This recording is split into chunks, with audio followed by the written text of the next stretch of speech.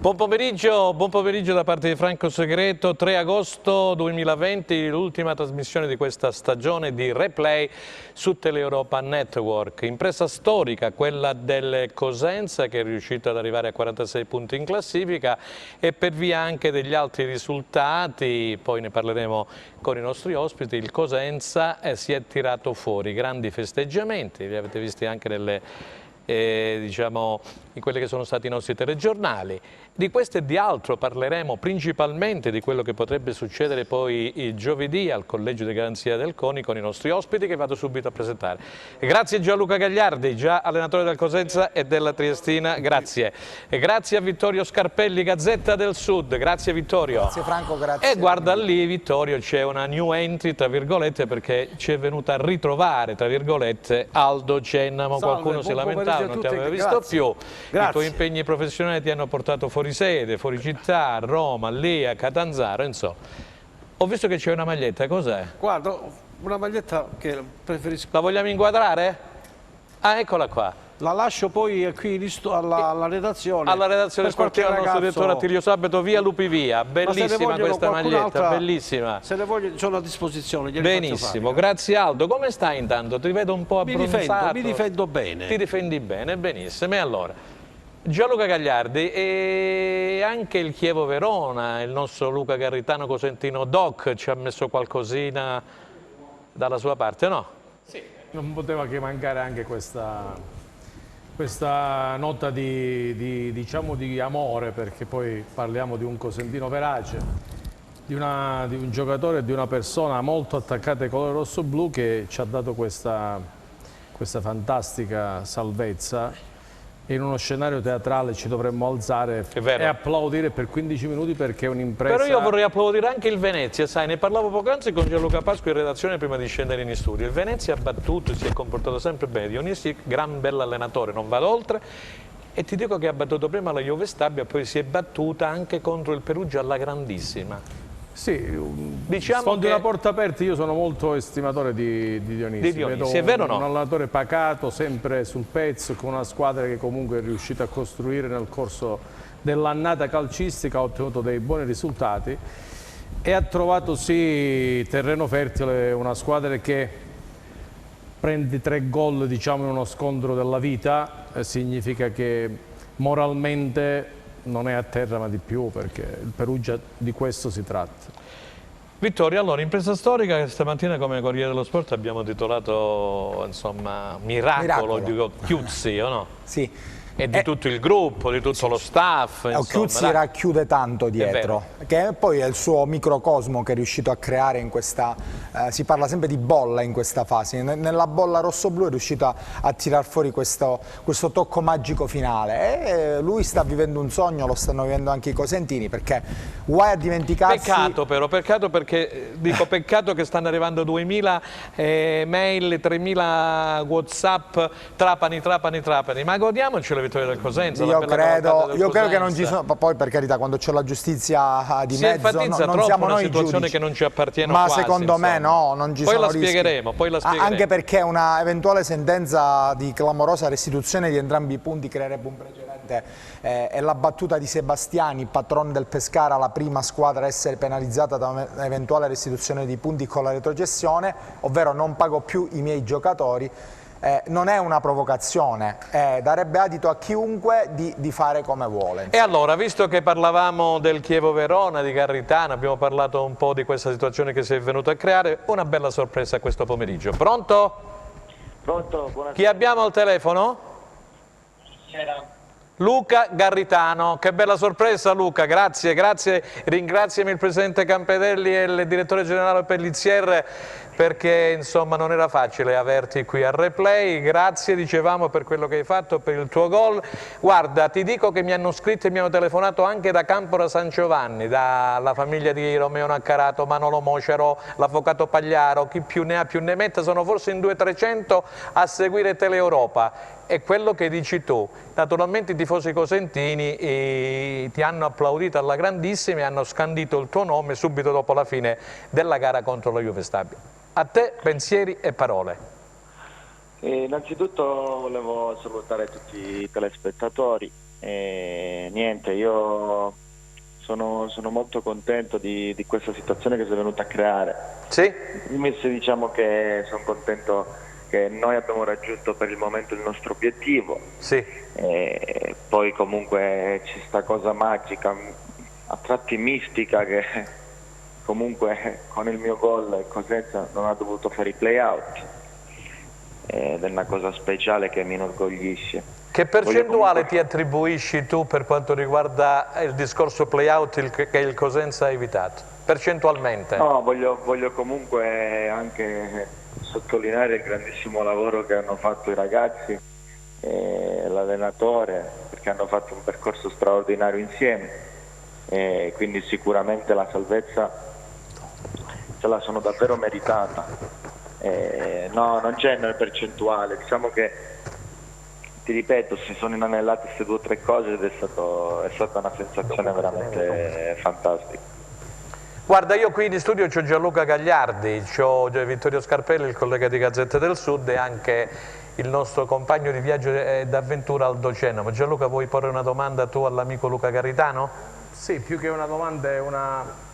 Ecco, quello che secondo me Luca Garritano merita. Con questo gol si è ripreso quello che magari un'annata non fortunata gli aveva un attimo precluso, cioè l'amore verso la sua squadra, verso quelli che sono i suoi colori, verso questa città. Qualcuno ha mugugnato, mantenendo invece lui come giocatore e come uomo soprattutto una plomb sempre serio, ad altissimi livelli, e quest'anno si sta riprendendo sul campo magari le soddisfazioni che meritava con la maglia rossoblu. Io gli faccio i complimenti e gli auguro un in bocca al lupo per il futuro. Ti ringrazio per queste parole. Replico con diciamo, il mio modo di essere. Devo dire che io ho sempre messo l'anima in qualsiasi squadra dove sono stato, infatti sono sempre stato apprezzato, e così ho fatto a Cosenza. Sono molto contento dell'obiettivo che abbiamo raggiunto l'anno scorso e comunque della salvezza che ha raggiunto quest'anno la squadra. Perché per noi comunque, per noi cosentini, è la Serie B molto importante. Luca, sentiamo Vittorio Scarpelli, Sì. che vuole porti pure una domanda. Ciao Ciao Luca, Vittorio, ciao. ben trovato. Io gli ho mandato un Questa messaggio. che bella sorpresa che abbiamo fatto, Gli ho mandato un messaggino a fine partita nel nostro vernacolo e lui mi ha risposto. Ma lui si era già a sentito tono. via WhatsApp o anche in eravamo videochiamata lì. con Corsi, Eravamo qualche lì altro quando amico? Corsi è uscito con questo cellulare e questo bel volto sorridente di Luca.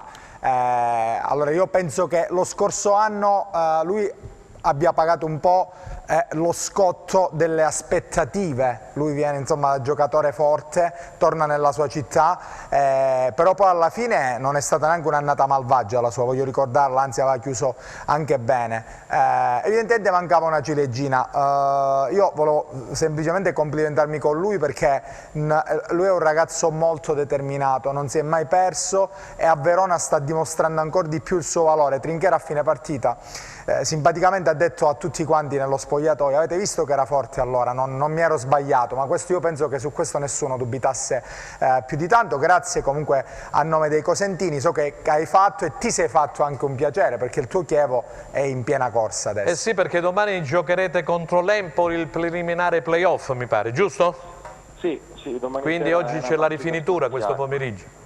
Sì, verso le 18 faremo la rifinitura, ritiro e poi si pensa alla partita di domani. Grazie Vittorio per il tuo intervento, io vi ringrazio davvero di cuore. Guarda, tanti messaggi, ripeto, da Romeo Naccarato a Manolo Moceri, i tuoi parenti, Pagliaro, Rino De Angelis, Millennium Band, ma tutta Cosenza, veramente tutta Cosenza ti abbraccia fortissimamente. Non so, c'è Aldo Cenomo? Volevo farvi dire che quando io ero a casa mia con tanti parenti e amici, vedevamo la partita del Cosenza. Quando hai segnato tu, noi abbiamo esultato più di quando ha fatto il terzo gol il Cosenza. È una cosa veramente fantastica. Una cosa ti voglio dire, probabilmente il fatto che tu sia andato via e poi hai segnato per il Cosenza è stato il destino che ha voluto così per dare una mano alla tua squadra, alla tua città, perché tu so che sei molto legato a questa città e a questa squadra. Sì, sono d'accordo, sicuramente c'è lo zampino di qualcuno, sì, può essere il destino sicuramente. È vero. Io volevo dire una cosa, guarda, io Prego. sono stato veramente inondato di un affetto incredibile che anche essendo Grosse a emozioni. 1000 chilometri di distanza mi è arrivato con un impatto devastante. Devastante, Quindi, davvero voglio ringraziare tutte le persone che hanno avuto un pensiero per me, per quello che è successo venerdì sera. Ancora complimenti al Cosenza.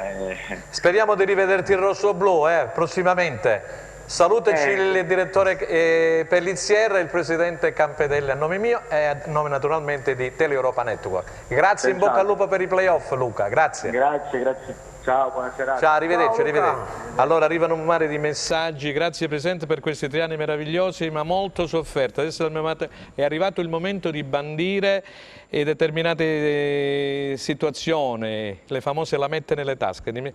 Meritiamo la Serie A, forza Lupi, per favore invitatelo quando volete, però non fate parlare Aldo Cennamo, io leggo le cose come stanno, di calcio, altrimenti riporterà Braglia a Cosenza. Braglia però è ad Avellino, non potrà essere a Cosenza. Felice come avessimo conquistato una promozione, ora programmazione seria senza smantellare, caro Presidente, la squadra, altrimenti saremmo punto e da capo. Buon pomeriggio, sono Pasquale, volevo fare i complimenti al Cosenza per la permanenza in Serie B, ora il Presidente Guarascio deve pensare alla programmazione della prossima stagione e ancora complimenti ai ragazzi alla vostra trasmissione. Per il prossimo campionato partiamo bene già dal ritiro, non facciamo gli stessi errori dell'anno scorso. Un giro a volo, mi chiamate il Presidente Guarascio, grazie. Vai, vai. Sottolineiamo l'ultima, non lo so. Quello che vuoi, perché poi abbiamo tanto da dire per quanto riguarda il discorso del Trapani, con la Procura Federale e con l'amico Antonio Quintieri che ci ha dato un supporto a livello di, come dire, di consulenza tecnica. Fossi un tifoso del Cosenza non mi aspetterei niente, penserei a festeggiare questa miracolosa salvezza e a continuare ad inneggiare al Cosenza perché quello che conta è questo, la squadra che è della città, che la squadra che è un fenomeno sociale, non ce lo dimentichiamo, perché la mia prima riflessione, dopo un minuto, è stata proprio quello di dire fortunatamente per la città e per tutti i componenti il Cosenza rimane in Serie B. Ok, ci fanno segno alla regia, Vittorio, che già dovremmo avere il Presidente Guarascio in linea. Buon pomeriggio Presidente, grazie per aver accettato l'invito, grazie per la disponibilità. Grazie a voi, buon pomeriggio a tutti. Allora Presidente, intanto complimenti per questa bellissima cavalcata, di questo stavamo parlando, abbiamo parlato poc'anzi anche con Luca Garritano che ha avuto con lei l'anno scorso nel Cosenza, che insomma col suo Chievo Verona indirettamente ha dato una mano al Cosenza. Una serata emozionante, si è parlato di miracolo calcistico, io conservo ancora un articolo del Corriere dello Sport, quando lei disse prima al nostro direttore Attilio Sabato e poi a me sul Corriere dello Sport, io non sono mai retrocesso. I fatti gli hanno dato ragione. Ma effettivamente era un'esperienza che non avevo mai avuto, cioè quella di trovarmi in una situazione paradossale che era quella appunto che ci siamo trovati quest'anno. Nelle cose bisogna crederci, ero più che tranquillo perché comunque ero tranquillo sulla squadra e alla fine abbiamo trovato la quadra, come si dice, perché il vero problema, come avete visto, era un problema legato più a compattare questi ragazzi e avere poi quella giusta determinazione che hanno dimostrato poi in campo. Presidente, arrivano tanti messaggi, la invitano praticamente a bruciare le tappe perché col Covid, come sappiamo, è finito il campionato, ma si ripartirà verso fine mese già per il ritiro precampionato. Il 27 di settembre poi ripartirà la Serie B. Ci chiedono di Occhiuzzi, ci chiedono di Trinchera, ci chiedono di programmi, Presidente, di un progetto Cosenza. Ci vuole dire qualcosina in merito? Grazie. Ma il progetto Cosenza c'è sempre stato, il problema è che ora abbiamo vissuto questa fase che è stata una fase diciamo abbastanza complicata, che ne siamo usciti, è ovvio che insomma bisogna ora, ci siamo già mossi e dobbiamo programmare quello che poi in effetti deve essere il futuro, il prossimo campionato, ma ci sono una serie di variabili che comunque non dipendono tutte da noi.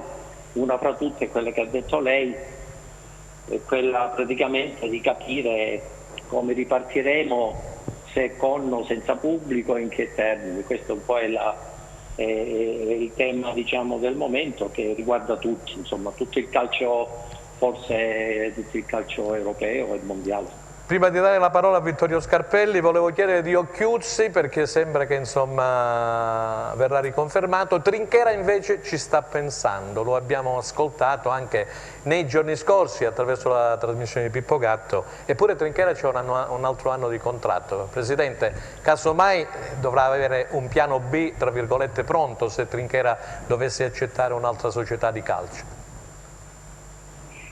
Ma a me non mi risulta, che fa parte, c'ha un altro anno, poi alla fine insomma ha dimostrato che aveva fatto bene, quindi voglio dire, credo che non ci dovrebbero essere problemi. Poi, insomma, non ci dovrebbero essere. Occhiuzzi invece col discorso del tesserino come la mettiamo con Occhiuzzi, Presidente? Ma con Occhiuzzi ci siamo già mossi. Patentino più che tesserino, patentino, mi scusi. Patentino, bravo. Ci siamo già mossi, ma credo che potrebbe essere un qualcosa di risolvibile. Dobbiamo un attimo fare alcuni passaggi con la federazione, perché insomma non è semplice, però nello stesso tempo abbiamo una piccola possibilità che possiamo diciamo ottenere un'altra deroga. Benissimo. Vittorio Scarpelli di Gazzetta del Sud per il Presidente Guarasci. Presidente, complimenti intanto perché ha avuto ancora una volta ragione lei, quindi va così, è andata così e noi siamo contenti, però chiaramente faremmo un torto alla sua intelligenza e a quella dei tifosi se dicessimo che la stagione era stata programmata per finire in questa maniera, cioè c'è stata anche una componente di pathos alla fine, chiamiamola così, che ha portato tutto in una direzione vincente. A molti è sembrata simile a quella cavalcata playoff, però si tratta comunque di venti rari, sono spirati 2 volte sulla città dei Bruzzi in pochi anni, ma si tratta comunque di venti rari. Ecco, fossi lei, ma magari sono l'ultimo a dovergliele dire queste cose, cercherei di capire cosa non ha funzionato prima, perché si è arrivati a quel punto. Ecco, io credo che il miglior presupposto per la prossima stagione sia proprio questo, Presidente, cioè andare a capire cosa non ha funzionato, partendo da cosa? Da 2 certezze, che il mercato fatto da Trinchera con un colpo di coda finale è stato un pochino, anche più che un pochino, rivalutato, anche se non tutto, perché molto spesso hanno giocato sempre gli stessi giocatori, quindi questo è indicativo, e soprattutto aver riallacciato un feeling col pubblico che, sperando in norme meno stringenti, potrebbe comunque a settembre-ottobre tornare a popolare gli spalti, a novembre, insomma quando verrà dato poi il permesso. Ecco, insomma, le basi ci sono, però bisogna lavorare su parecchi errori che sono stati commessi. Vado alla domanda. Intanto si è già pensato a un ritiro, perché comunque da Ferragosto in poi necessariamente andrà fatto, visto che a fine settembre si inizia, sarà in Sila, sarà in città, cosa cambia? Da questo punto di vista cosa sa dirmi? Allora, la prima domanda, cioè quella degli errori fatti, io come ho detto più volte credo che non sono stati fatti errori, proprio perché alla luce dell'anno precedente noi eravamo comunque la squadra rivelazione, con noi protagonisti che in parte sono gli stessi di oggi, senz'altro quelli dell'area tecnica. Probabilmente è stato un'annata no per quanto riguarda l'ottimo Braglia, per il quale io sarò sempre riconoscente nei suoi confronti, perché sono fatto così. Ma penso che anche la città gli sarà riconoscente a vita al mister, non penso che un'annata così cancelli quello che è stato fatto. Certo, però nel calcio, come sapete, insomma, ci sono dei cicli, probabilmente non dico che il suo ciclo era terminato, ma c'è stato un qualcosa che non è andata e che io ho fatto tutto il possibile perché potesse, come dire, lui riprendere in mano la situazione. Come avete visto, purtroppo non ci è riuscito, lì poi siamo dovuti intervenire. Quando siamo intervenuti insomma abbiamo avuto la pandemia e Compillon non ha funzionato.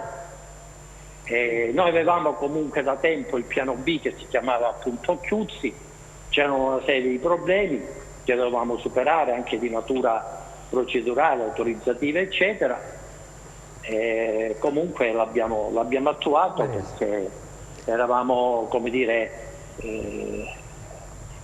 pensate che durante la fase della pandemia Occhiuzzi insieme un po' a tutto lo staff, a Pincente, Tortelli, Carnevale, Lucchetta. Hanno, come dire, in un modo veramente così commovente, hanno continuato ad allenarsi. Presidente, quindi per quanto riguarda prego. l'altra domanda, quindi questi sono i fatti, il resto, le sfumature, le cose fanno parte, credo, di questo mondo, che non mi meraviglio, ma alla fine la risposta non poteva essere quella che è avvenuta, proprio perché c'erano dei valori e c'era anche quella passione, quello che poi in effetti il Cosenza ha sempre avuto nel suo DNA, cioè quello di affrontare l'avversario e di portare a casa sempre dei risultati. Questo nella fase iniziale non ha funzionato. Il ritiro, Presidente, poi ci chiedono di Asensio, Rivière, Casasola, se c'è possibilità, qualcuno scrive addirittura di un possibile o probabile ritorno di Totino e Palmieri, insistono tantissimo, ma non possiamo tenere il Presidente qui per un'ora, naturalmente ha degli impegni. Aldo Genoma, vai. Io le faccio i complimenti per quanto riguarda il risultato finale, che è stato clamoroso, se vogliamo, perché molti ci davano già spacciati. Grazie. Però una cosa, siccome sono abituato a non nascondere nulla, con un colpo di spugna non si può non pensare a quello che è venuto un anno fa, quando siamo andati in ritiro con solo 7-8 giocatori. Quindi, allora, dal punto di vista della programmazione, siccome lei è un manager, un imprenditore importante, serio, capace, perché quando uno fa l'imprenditore ha queste caratteristiche, dovrebbe incominciare veramente, seriamente a pensare che quello che è successo l'anno scorso è da evitare se vogliamo veramente raggiungere gli obiettivi che lei si è prefisso e che lei sicuramente potrà dare al Cosenza, perché nessuno le toglie il fatto che lei ha portato questa squadra in Serie B. Sentiamo il Presidente, perché poi dobbiamo andare in pubblicità. Grazie. Allora io pronto? Sì, prego, la stiamo ascoltando, sì. Presidente. Allora, relativamente al ritiro, è chiaro che l'avevamo già programmato prima della pandemia, quindi faremo sicuramente il ritiro. Relativamente invece a questa storia del ritiro dei 9 calciatori, guardate, io non voglio fare nessuna polemica, comunque io sono abituato a dare gli strumenti e i mezzi all'area tecnica, per cui tutto questo si è inceppato perché comunque da parte di tutti quanti, me compreso, c'era la volontà di convincere Palmiero e forse pure Tutino, ma senz'altro Dermaco, e poi altri calciatori che comunque lo stesso mister aveva dei contatti, per cui probabilmente questa cosa non è avvenuta. Questa l'abbiamo verificata pure noi, Presidente, ed è vero, l'abbiamo verificata. Quindi di conseguenza è una polemica questa veramente molto non vera. Poi ovviamente abbiamo fatto la partita, come sapete, la prima partita, un amichevole con il Rende, abbiamo fatto un amichevole con il Rende che pareggiammo, lì non ero molto soddisfatto di come è andata la partita ad Acri. Poi successivamente abbiamo fatto fino a agosto la partita col Crotone e il mister mi disse: con questa squadra, perché c'erano tutti, faremo i 6 playoff. Questo è quello che so. Poi tutto il resto chiaramente lo conoscete, lo sapete. Presidente, dobbiamo andare in pubblicità. Un'ultima cosa, Asensio e Rivière ci chiedono, di Asensio e di Rivière, c'è possibilità di trattenerne almeno uno qui in città il prossimo anno? Allora noi faremo l'impossibile per averli entrambi, perché come sapete ci teniamo anche da un punto di vista umano, non dipende da noi, è chiaro che lavoreremo come abbiamo fatto sempre ad averli, perché sarebbe veramente E stringa sul lotito per Casasola, Presidente, che sarebbe un ottimo acquisto. grazie per essere intervenuto con noi, Okay. grazie Presidente. A voi, tanti saluti. Buon lavoro, arrivederci, saluti, pubblicità, restate con noi. Ok, arrivederci. Grazie.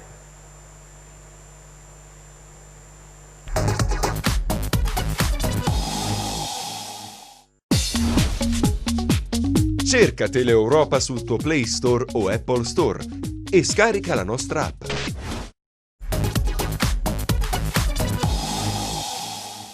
A te. Allora, rieccoci insieme per la seconda parte. Abbiamo ringraziato il presidente del Cosenza Calcio, Eugenio Guarascio. Aldo, ci arrivano dei messaggi un po' provocatori, a dir la verità, perché dicono che replay e alcune trasmissioni qui di Teleeuropa siamo saliti sul carro dei vincitori. Non mi pare. Vuoi rispondere tu o Gianluca Gagliardi, quelli che sono stati con me quest'anno? Ma non per fare polemiche. No, polemiche no, giusto per rispondere. Non facciamo nessuna, diciamo soltanto che noi in questa trasmissione abbiamo sempre sostenuto innanzitutto il Cosenza, i colori sociali, non abbiamo patteggiato mai per nessuno se non per la squadra. Quando la squadra, quando la società, quando il mister, quando il direttore sportivo hanno fatto degli errori, li abbiamo in questa trasmissione, che è una trasmissione libera, fatta da professionisti, da persone che masticano di calcio, abbiamo detto le cose che abbiamo detto. Se al tifoso questo nostro modo di fare, questa nostra critica costruttiva e mai polemiche, non piace, noi purtroppo non ci possiamo fare nulla, ma siamo sempre quelli che abbiamo detto la verità. Quando io dicevo all'inizio del campionato alcune cose, poi per fortuna ha voluto che noi siamo felicissimi che ci siamo salvati e pensiamo che il Cosenza ha bisogno di programmazione per andare nel futuro e vincere qualcosa. Noi vogliamo andare in Serie A, Franco, questa è la mia allora, vi leggo subito alcuni altri messaggi. Felice come se avessimo conquistato una promozione, ora programmazione seria senza smantellare la squadra. Buon pomeriggio e volevo fare i complimenti al Cosenza per la permanenza in B. Ora il presidente Guarasci deve pensare alla programmazione. La salvezza l'abbiamo ottenuta contro il Pisa al 95esimo col gol di Asensio, ci siamo salvati per miracolo, ora Guarascio deve cominciare subito a lavorare, eccetera, eccetera.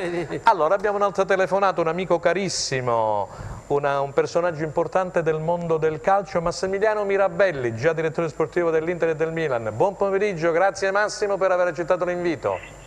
Grazie a te Franco, buon pomeriggio a tutti. Ah, che bella foto che ti hanno messo oggi, non so se tu ci vedo, dove sei, a Saronno, dove sei? No, su al nord? A Milano. Ah, sei a Milano. Allora direttore, abbiamo avuto il presidente del Cosenza Calcio poc'anzi con noi, abbiamo avuto anche Luca Garritano.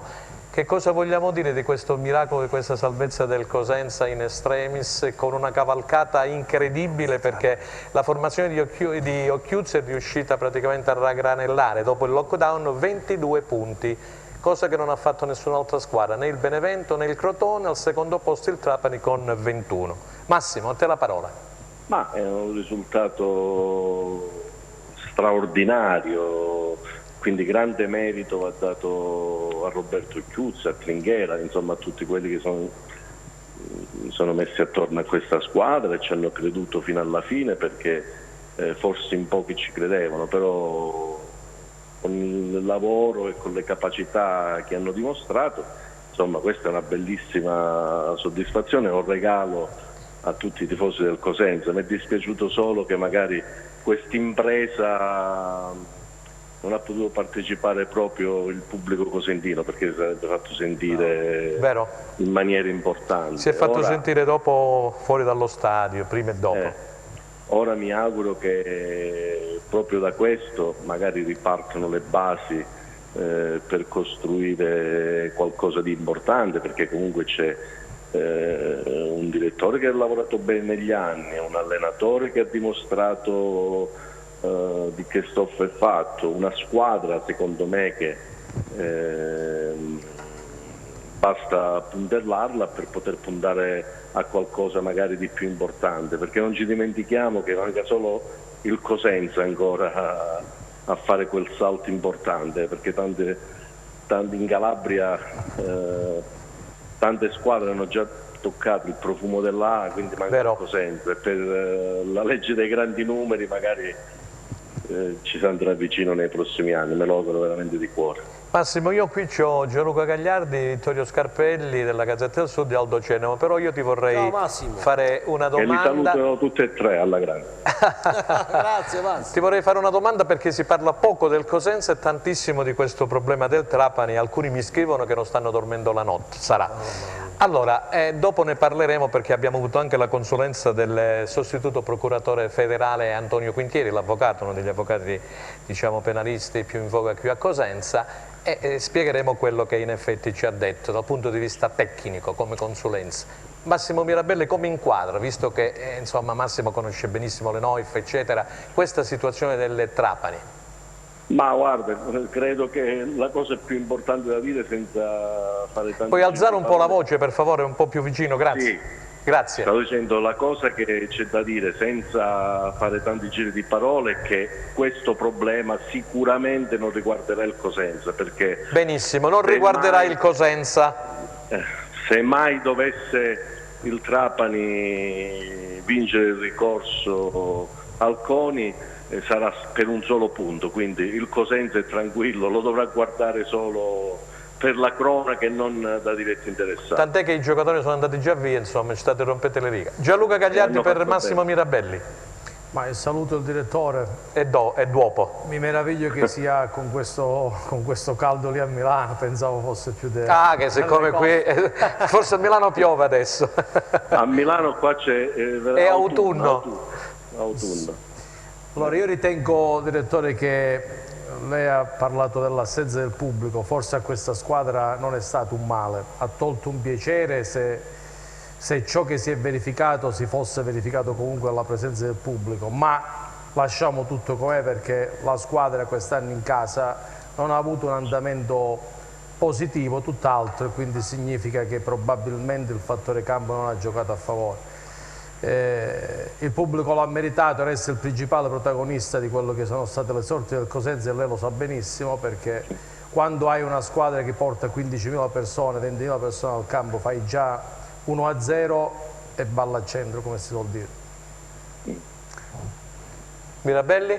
Ma io dico una cosa, che credo che è vero comunque che il San Vito è molto caloroso, a volte magari può essere pesante per i calciatori, però nei momenti topici, nei momenti importanti ha saputo sempre trasportare la propria squadra, quindi noi lo ricordiamo tutti, è stato veramente, sa fare veramente il 12° uomo in campo, quindi, ma si rifaranno per la prossima stagione, sono sicuro. Vittorio Scarpelli per Massimo. Buon pomeriggio Massimo. Allora, ciao Vittorio. Francamente, per quanto dice il Presidente prima, magari visto che non hai ascoltato te lo comunichiamo noi, lui dice non sono stati commessi degli errori. Io non sono di questo avviso, però godo come tutti gli altri cosentini perché noi teniamo tutti alla causa. La mia è una semplice domanda. In virtù di questa dichiarazione, ovvero non ho commesso errori, com'è possibile che una squadra riesca a totalizzare quasi gli stessi punti in un terzo di partite? Cioè il Cosenza prima del lockdown ne aveva fatti 24 in quasi 30, poi ne ha fatti 22 in 10. La virtù sta sempre nel mezzo, per carità, ma come ti giustifichi questo cambiamento, insomma? Ma guarda, le annate vanno analizzate sempre alla fine. È normale che il Cosenza ha avuto delle difficoltà iniziali, magari ci saranno stati, io mi ricordo anche quando noi abbiamo vinto i campionati abbiamo commesso errori, poi forse ne abbiamo commessi meno degli altri e quindi abbiamo vinto, quindi dire che inizialmente si è commesso qualche errore non è reato, però sono stati bravi a commettere meno degli altri nella fase finale, quindi alla fine credo che sia un bilancio positivo e credo che questo, magari poi da tutto ciò che è accaduto quest'annata ci saranno margini di miglioramento per far meglio magari di qualche errore iniziale, però sono convinto che il campionato del Cosenza è stato alla fine straordinario, meritata la salvezza e ripeto, mi auguro che queste siano le basi per buttare giù un progetto a lungo termine per far sì che il Cosenza possa dominare il campionato di B.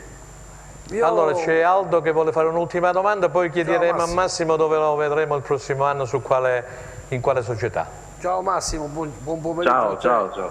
Ti volevo fare questa domanda, visto che tu sei uno che il calcio lo mastichi, lo pratichi, e quindi... ma programmare per una squadra come il Cosenza, con un bacino di pubblico così importante, secondo te è difficile oppure c'è qualcosa che mi sfugge? Ma non è affatto difficile, perché Cosenza ha un bacino importante, ha uno stadio importante, una tifoseria importante, ha un blasone importante. Basta, secondo me, non avere fretta, quindi bisogna che comunque tutte le componenti siano vicine alla squadra. Quando voi lo volete fare lo sapete fare bene, e quando dico tutte le componenti, perché io anche da lontano sento spesso critiche nei confronti per esempio del presidente Guarascio. Questa è una persona che secondo me ha fatto risultati straordinari. È il presidente più vincente nella storia del Cosenza Calcio. Non è neanche cosentino, eppure magari si rivede a essere sempre criticato. Ci vuole pure un po' di entusiasmo, ci vuole pure un po' di trasporto. Anche lui deve sentirsi importante, lo dovete far sentire importante affinché magari possa diciamo, investire sempre di più. Lo sta facendo con le proprie tasche. Il vero problema di Cosenza lo sappiamo tutti comunque, che è difficile trovare imprenditori cosentini che diano un contributo importante a livello economico. Quindi secondo me bisogna tenerselo stretto questo presidente e far sì che, ripeto, lo facciamo sentire tutti importanti in modo tale che possa spingersi ancora di più di quanto si è spinto finora. Non ti dico buone vacanze, ma buon lavoro, perché so che probabilmente andrai in una società importante da qui a qualche settimana. È vero? Franco, stiamo valutando alcune cose. Ti chiedo a volo, perché sai, insomma, arrivano notizie da tutti i fronti. Ti chiedo del Genoa. No, guarda Franco, io ti dico una cosa, sto cercando di preziosi. Sto ascoltando alcune situazioni. O anche all'estero, mi dicono in Premier pure. Se andrò da qualche parte andrò dove mi sento sicuro di poter partecipare ad un progetto, ma giusto per trovare diciamo una poltrona non mi interessa, quindi vedremo cosa succederà. Penso che magari a breve succederà qualcosa, vediamo. Grazie direttore Mirabelli, grazie Massimo per la tua disponibilità, buon lavoro, in bocca al lupo per il futuro. Allora, un giro, Gianluca Gagliardi, aspetta. Mi fanno segno dalla regia che ci sono tantissimi, Aldo, ecco qua. Allora, ce ne sono tanti. Adesso il presidente Guarascio deve confermare questa squadra con innesti mirati e sono sicuro che finalmente a Cosenza si potrà parlare di Serie A. Salve a tutti, volevo segnalare che il Cosenza Calcio a livello nazionale sul Rai Sport al 90° minuto, ma sono polemiche che non ci appartengono. Se non ci fosse stato mister Mutti non avrebbe sottolineato il miracolo compiuto dalla squadra. Com'è possibile che all'ultima giornata il Cosenza...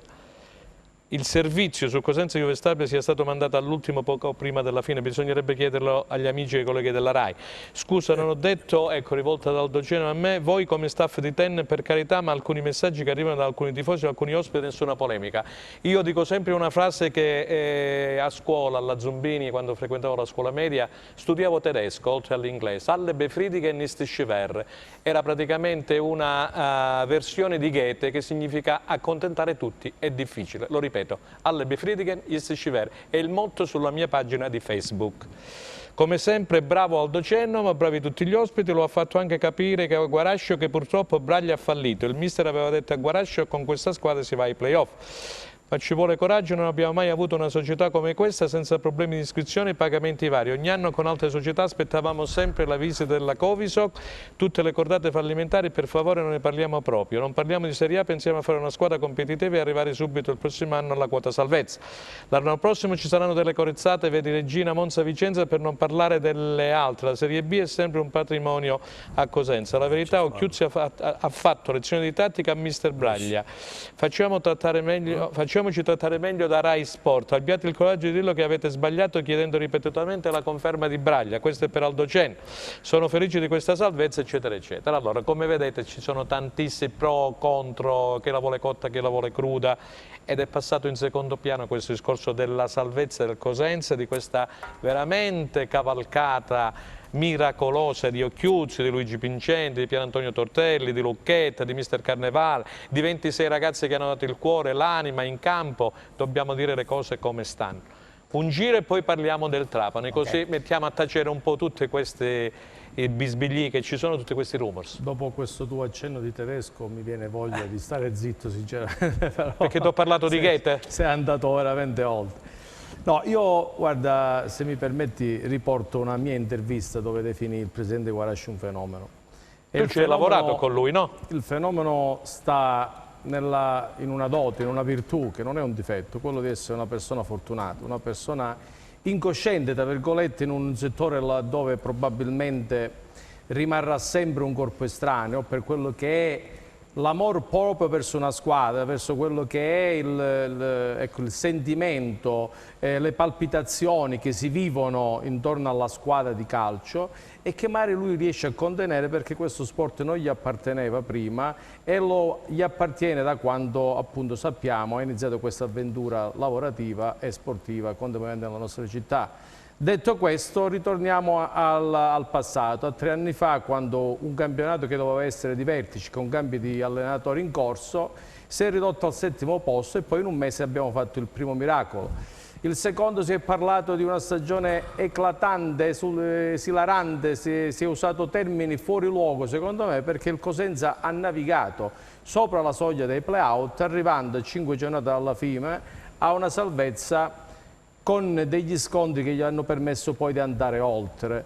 Quella lettura errata ha fatto sì che quest'anno si alimentassero delle aspettative oltre le capacità della squadra, parlando di playoff, parlando di una squadra che era stata costruita per tentare il salto ai playoff. Anche quest'anno c'è stato un evento fuori extranaturale, e non ce lo dobbiamo dimenticare, se no poi ecco, ritorniamo, come giustamente ha detto Vittorio, a fare gli stessi errori. C'è stato questo famoso coronavirus che ha bloccato, si è ripartiti e le classifiche sono state stravolte nel bene e nel male, con delle squadre che, vedi Lazio in Serie A, dovevano vincere lo scudetto e sono arrivate quarte, vedi Cosenza che era penultima ed è arrivato addirittura a una salvezza diretta, così come il Trapani. Voglio dire, questo fortunatamente ci ha portato di nuovo all'obiettivo fondamentale, rimanere in Serie B. Ma 3 quarti di stagione valgono più di un quarto nella valutazione. Come ha giustamente detto il direttore, i conti si fanno alla fine. Nella fine si deve valutare tutti e 9 mesi quello che era e quello che poi è successo. Meriti e demeriti vanno ascritti a tutti, nel bene e nel male, ma quando si arriva a in un mese a giocarsi la vita, le variabili sono troppe. È vero. Poter dire è merito di questo, è merito di quello, dobbiamo chiedere scuse, non dobbiamo chiedere scuse a nessuno. Quello che hanno fatto Occhiuzzi e la squadra è stato qualcosa di straordinario a livello tecnico. Quello che è successo fuori dal campo non bisogna dimenticarlo, perché altrimenti il prossimo anno ci ritroviamo a parlare delle stesse cose. Ok, ti sei un po' dilungato, però sono molto stringato, sono d'accordissimo col mister, chiedono... aggiungo solo 2 cose rapide. La prima, intanto basta, cioè, parlare di Braglia, è stato osannato il giusto, è stato criticato il giusto, perché altrimenti offuschiamo quello che ha fatto Occhiuzzi. Cioè, non dimentichiamoci che di queste responsabilità positive e negative lui è l'unico da non doverle ricevere, perché è l'unico ad avere una responsabilità poi alla fine positiva, quindi questo è un dato di fatto, mentre il press, il direttore e la squadra c'erano già prima anche in quei 3 quarti negativissimi di campionato. L'altra cosa rapidamente sul presidente. Non è questione di salire sul carro del vincitore e non salire, l'abbiamo criticato anche adesso il presidente che è reduce da questa cavalcata trionfale. Non lo critichiamo perché ci è antipatico, foraggiamo altre candidature, ma semplicemente perché presumo che questa sia una piazza che meriti ben altro, lo ha detto prima Aldo, e può farlo perché ha una tifoseria calorosa, quindi alla fine il presidente deve anche accettare delle critiche, perché altrimenti se il Cosenza è arrivato a raschiare il fondo del barile a un certo punto, io non credo solo al fato, agli astri, al destino, ci sarà stato qualche errore. Di sicuro siamo pronti a ripartire. Il tifoso poi va preso anche un po' alla pancia, capisco i conti in regola, però di tanto in tanto riuscire a fare una squadra per tempo, voglio dire, non si offenderebbe nessuno, questo è il mio punto di vista, ma sono critiche costruttive. Ma a Cosenza viene così, ecco una domanda alla quale uno di voi dovrebbe rispondere, ma a Cosenza, l'ho già detto in apertura io, a Cosenza viene così difficile saltare la protezza di questo Cosenza, sempre a guardare il bicchiere, sempre a essere criticoni, l'abbiamo fatto non si va da nessuna parte, no, si riferiva un po' in generale. Allora Aldo. Io parto da una cosa, siccome io ritengo che la critica sia il sale della democrazia, voglio dire a tutti noi, lo dico anche a me stesso, che quando hanno preso Occhiuzzi abbiamo visto che ci sono stati, ma quando Occhiuzzi ha perso 3 partite, quando ne ha pareggiata una in casa, ha perso il Collascoli in casa e poi è andato a perdere 4-3 o 5-1 signori, ma di che cosa stiamo parlando? Se c'è qualcuno che ha difeso Occhiuzzi qui, tra parentesi è mio anche paesano del Tirreno di Cetrano, quindi pensa se io, ma di che noi stiamo dicendo una cosa diversa, noi stiamo dicendo che bisogna programmare e non fare gli errori che sono stati fatti quest'anno quando siamo andati in ritiro in quella maniera. Braglia è stato osannato da tutti, compreso me, perché io sono un estimatore ancora oggi di Braglia, poi si è trovato in una situazione, poi lo diremo che cosa è successo nello spogliatoio quando c'era, qualche giorno racconteremo anche queste storielle, ma oggi diciamo grazie alla squadra, a Occhiuzzi, che hanno portato il Cosenza alla salvezza, all'ultimo secondo, all'ultimo istante, all'ultimo secondo, però c'è da dire un'altra cosa e chiudo, finiamole con le polemiche. Noi siamo qui per costruire e se c'è qualcuno che critichiamo lo facciamo per il bene del Cosenza. Chiudo dicendo sempre che la critica è il sale della democrazia. Ok, amici, ci rimane un quarto d'ora, andiamo in pubblicità e poi chiariremo il discorso Trapani. Grazie, pubblicità, restate con noi.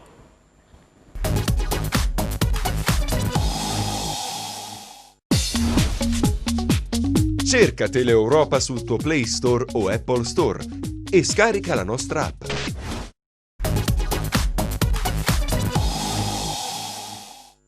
Terza ed ultima parte di Replay, lo ripeto, questa è l'ultima puntata stagionale, andiamo a parlare di quello che sarà il discorso che riguarda il Trapani. Giorno 6 alle 15:30 si discuterà presso il collegio di garanzia del CONI il ricorso del Trapani. Allora Vittorio, facciamo un po' praticamente qualche passo indietro. Il Trapani non ha pagato per intero gli emolumenti dei dipendenti, calciatori, staff tecnico e quant'altro per una cifra intorno ai 70-80 mila euro per intero, quello relativi al mese di febbraio. La scadenza era per il 16 di marzo, sono stati fatti con 1-2 giorni di ritardo i pagamenti e in prima battuta il TFN gli ha dato 1 punto di penalizzazione. La Procura federale, noi abbiamo chiesto all'avvocato, ripeto ancora una volta come consulente, Antonio Quintieri, che fa parte anche come sostituto procuratore della Procura federale, ha fatto ricorso. Ha fatto ricorso perché c'è un articolo che recita, ve lo leggo subito, eccolo qua, e ha dato torto al Trapani. Per quel che attiene al trattamento sanzionatorio applicato, quindi 2 punti di penalizzazione alle società, si deve rilevare come il giudice di primo grado, quindi il giudice del TFN, lo abbia determinato in misura inferiore al minimo, perché la normativa parla di almeno 2 punti di penalizzazione, sottolinea almeno 2 punti di penalizzazione, che nelle ipotesi in base agli articoli 33,3 non è consentito, e ciò non perché la società si sia resa responsabile di un'infrazione meramente formale. In realtà si tratta di un illecito connotato da mera condotta omissiva. poi lascia la Corte federale a sezioni riunite una porticina aperta. Ciò non toglie che il giudicante ben potrebbe ravvisare ragioni per moderare, mediante il riconoscimento di circostanze attenuanti, il trattamento sanzionatorio. E rientriamo nell'ambito tecnico del ricorso. Solo il giudice penale è consentito solo al giudice penale applicare attenuanti o aggravanti. Oltretutto il ritardo del pagamento è un'ulteriore sanzione rispetto al pagamento avvenuto dopo un giorno/2.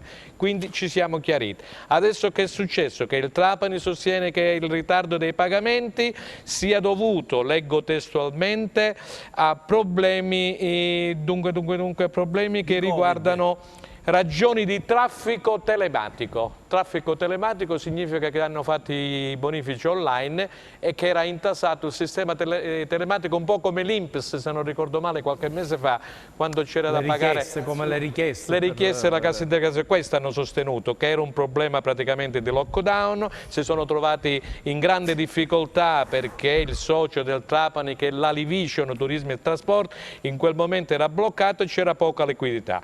La Corte federale dunque ha chiarito che il reclamo della Procura federale è fondato ed ha respinto quello del Trapani. Il Trapani adesso è andato praticamente all'ultimo giudizio, all'ultimo grado. L'ultimo grado sarà giovedì 6 alle 15:30 e chiede il Trapani di avere restituito i 2 punti e / in subordine un'ammenda pecuniaria o in alternativa 1 punto. Quindi il Trapani dice: sono andati 2 punti, io chiedo solamente un'ammenda pecuniaria o 1 punto. È lì che i giudici del collegio di garanzia del CONI dovranno poi decidere. Da quel che ci risulta, io ripeto, faccio il giornalista, da quel che ci risulta, poi sai, può succedere tutto e il contrario, i 2 punti potrebbero sicuramente, come mi è stato riferito, non essere concessi al Trapani. Facciamo un giro.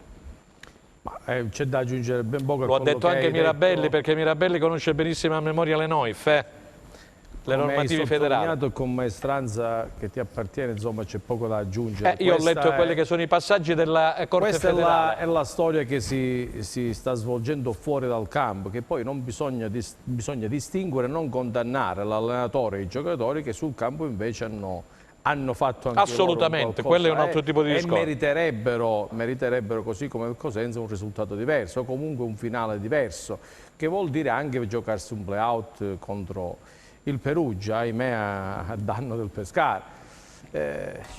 Basta, c'è da aggiungere ben poco, diciamo. Allora, mi fate vedere se Enzo Leonetti dalla regia ci fa vedere i play-out così come sono, perché poi il primo play-out si doveva giocare il 7, invece, caro Vittorio, è stato slittato poi praticamente a giorno 10.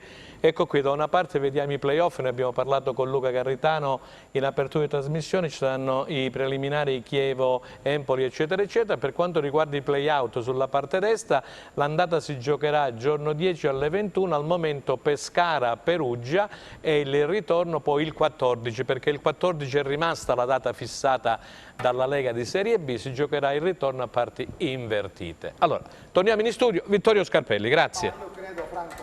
Io vi ho letto quello che è stato il dispositivo della Corte federale, certo, quello che ha deciso. Noi chiaramente non viviamo nelle aule di tribunale, però io credo realmente che ci sono delle regole e vadano rispettate, altrimenti si può fare la qualunque, poi il ritardo, il lockdown, ma sta di fatto che il Trapani è l'unica società che è stata così sfortunata da non riuscire in tempo. Questo è un discorso che non ha nulla a che fare con quello che hanno fatto i giocatori in campo. Ci sono delle regole e vanno rispettate. Io credo che non ci siano problemi, assolutamente, come ha spiegato anche Mirabelli, il Cosenza è al riparo da qualsiasi sorpresa. Qualora dovesse accadere l'imponderabile, sarebbe proprio da rinunciarci. A quel punto il presidente Guarascio potrebbe anche iniziare a dire: sapete che c'è? Non mi interessa più nulla, inizio anche io a non pagare. Una provocazione chiaramente la stessa che ha fatto il patron del Pescara, Sebastiani. Speriamo di essere, ma io lo credo fortemente, al riparo da qualsiasi sorpresa. Ce l'abbiamo fatta, è stata una cavalcata meravigliosa, stancante e snervante, ma forse così la gioia è ancora più grande. Ora godiamoci questo momento meraviglioso, basta e poi ci tuffiamo nel nuovo campionato. Forza Lupi, Presidente, regalaci una bella squadra. Buon pomeriggio, quella raggiunta dal Cosenza è un'impresa straordinaria che va difesa e rafforzata, Giuseppe Tomasi, dal rafforzamento della squadra e dalle ottime conferme di Occhiuzzi e di Trinchera. Forza Lupi sempre. Questi sono, diciamo, gli ultimi messaggi che ne sono arrivati tantissimi. Aldo, abbiamo chiarito anche il discorso del Trapani. Mi dici la tua, tu che arzigogoli sempre nei meandri tecnico-giuridici. Ma io guarda, io ti ho letto questo ambito del ricorso. Io penso che l'ho già scritto pure. E ripeto, vorrei ringraziare ancora una volta l'avvocato Quintieri. Non c'è assolutamente un caso Trapani. Ma non esiste proprio, non esiste perché innanzitutto c'è un regolamento che è rigidissimo.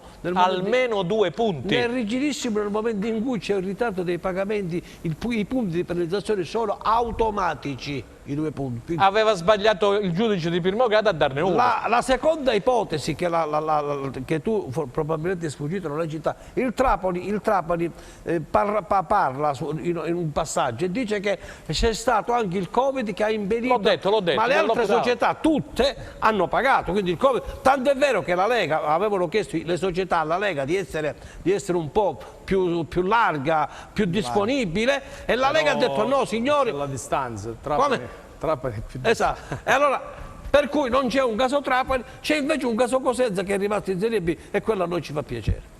Benissimo, allora vogliamo fare un ultimo passaggio su quello che ha detto il Presidente, perché ripeto, stanno arrivando tantissimi messaggi, quello che prevedi tu, quello che si potrà fare, perché io penso che da qui a qualche giorno bisogna mettersi a lavorare con Trinchera o senza Trinchera, perché non sappiamo se poi Trinchera resterà al suo posto nonostante l'anno di contratto, può darsi che ci siano delle sirene eccetera, quindi il Presidente dovrà scegliere un nuovo direttore sportivo, non lo so, io parlo un po' in generale. Io dico che quest'anno sarà veramente un vero banco di prova. Sì, perché ci sono squadre che fanno tremare i polsi, mi scrivevano di spalle Brescia, Lecce, mi riferisco Monza. Al nostro Presidente che viene definito da sempre attentista, insomma uno che richiede tempo prima di prendere una decisione. E quest'anno i tempi sono stretti. Quest'anno si deve superare per non accelerare e non prendere delle decisioni, diciamo, immediate. Io non mi aspetto nulla perché abbiamo sentito prima per telefono una persona che per me, come ho detto la settimana scorsa, parla sempre allo stesso modo, ti fa simpatia per la tranquillità con cui dice determinate cose, non si smuove. Quindi tu parli del Presidente Guarasci? Sì. E presumo che non prenderà decisioni ma li farà prendere sempre colui che indirizzerà quella decisione. Ho capito. Vittorio Scarpelli. Brevissimo, non bisogna commettere gli errori perché, sia chiaro, ne sono stati commessi. Del passato lo ha detto anche il Presidente, abbiamo inseguito Palmiero, Dermaco fino all'ultimo no. E siccome abbiamo altri casi che potrebbero ripetersi, mi riferisco chiaramente a Riviera, Senzio, che sono, dobbiamo dirlo, queste tifosi, 2 operazioni semi-impossibili, soprattutto Riviera. Quindi da questo punto di vista è inutile andare a inseguire poi queste stelle comete, siamo molto pratici, tanto abbiamo anche, il direttore sa, o chi per lui, quali sono le possibilità di questa squadra. È inutile poi arrabattarci e andare a inseguire queste chimere che magari non resteranno concreti. La squadra non va stravolta e questo grazie a Dio ce l'hanno detto le ultime 10 partite. Il Cosenza non è il Crotone, lotteremo sempre per salvarci e vedrete, con 2 innesti tipo Marrone e Messias il Crotone dalla salvezza è andato in Serie A. Cortesemente vorrei sapere da voi se il Presidente Guarasci ha intenzione di fare una squadra nei tempi decenti o dobbiamo aspettare gennaio. Pure che gli danno i 2 punti, il Cosenza non ha differenza rete migliore rispetto al Trapani, no, questo è un discorso diverso, sì, perché andrebbe a fare i play-out col Perugia, ma l'abbiamo già scartato. Grazie Regina, grazie Catanzaro, grazie Crotone che ci avete fatto vedere la Serie A, il Cosenza no.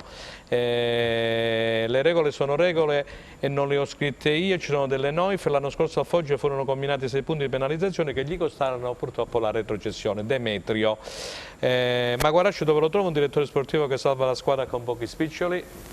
Sicuramente è una bella provocazione. Ottimi campionati, vittoria, poi il è una bella provocazione, bisogna capire se il direttore poi la pensa allo stesso modo, seppur ha un anno di contratto rapidissimo, il Presidente deve infiammare in qualche modo sto pubblico. Esatto, fammi sentire Aldo se abbiamo un paio di minuti, non di più. Nel finale ti dico che fare previsioni, che chicca ci dai oggi? Fare previsioni per quello che per come la pensa e per quello che farà Guarasci, secondo me diventa per me un terno all'otto, però c'è sempre una prima volta. C'è sempre una prima volta. Vittorio, allora in attesa che praticamente arriva il segnale dalla regia, io ti dico che il Cosenza c'ha già 10 giocatori in organico, è lo zoccolo duro, no? Perché oggi abbiamo parlato principalmente del Cosenza. A 3 minuti ci dicono benissimo e quindi dalla difesa Capela, Id è legittimo, ci vorranno altri 2 difensori, in mezzo al campo sono di tua proprietà Sciaudone, Bruccini e Bittante che è del Cosenza, bisognerà poi recuperare Casasola con Lotito e Tare della Lazio perché un ottimo, come dire... Bittante dovrebbe rinnovare però, chi? altrimenti Bittante non mi pare abbia il biennale, Bittante. Mi pare che sì, me lo diceva Gianluca Pasqua prima. Okay, e poi in avanti c'hai Carretta e Baez, è chiaro che se dovessero andare via il Presidente ha detto che farà l'impossibile per trattenere Asensio, ma secondo me con Riviere non ci sarà possibilità alcuna. 2 attaccanti tipo il forte di turno della Juve Stabia, di livello, tipo il Pettinari, tipo qualcuno che possa naturalmente andare in doppia cifra. Ecco. Mi risulta che Riviere quella sera, onestamente, ha già salutato. E detto ciao ragazzi. Ma anche Asensio oggi speriamo sui social, invece che rimanga. Però. Sui social pare abbia salutato, per questo dico, non inseguiamo queste chimere, no? Semmai alimentiamo... Ma c'hanno i procuratori, no? Per carità. Insomma, cerchiamo di andare a rimpiazzare il prima possibile. Tutti chiedono programmazione. Se mi date un po', ecco, la Camera, tutti quanti chiedono programmazione al Presidente Guarascio che è stato, ripeto, disponibile con noi come non mai questo pomeriggio e naturalmente il 25 e il 26 da quello che ci è dato conoscere ci sarà il ritiro precampionato. Dicevo che l'ultima trasmissione per questa stagione agonistica, io ringrazio intanto gli ospiti di oggi che sono stati anche ospiti nostri per gran parte della stagione, Gianluca Gagliardi, grazie Gianluca, buone vacanze e grazie a Vittorio Scarpelli di Gazzetta del Sud, grazie ad Aldo Cennamo che oggi è venuto a trovarci nuovamente. Io naturalmente ringrazio tutti gli amici di Teleeuropa, tutti i colleghi, tutti i cameraman e i registi, Enzo Leonetti, Luca Chito, Massimo Fino, Michele Cava, il direttore Attilio Sabato, Anna Franchino e Gianluca Pasqua della redazione sportiva e poi naturalmente Giuseppe Costanzo, Massimo Fino, Piero Arena, insomma, ecco, Mario Scarpelli, quindi tutti quelli che ci hanno supportato in questa cavalcata vincente anche da parte di Replay. Da parte di Franco Segreto è tutto e naturalmente noi ci rivedremo alla prossima stagione. Arrivederci e restate sempre con noi su Teleeuropa. Grazie.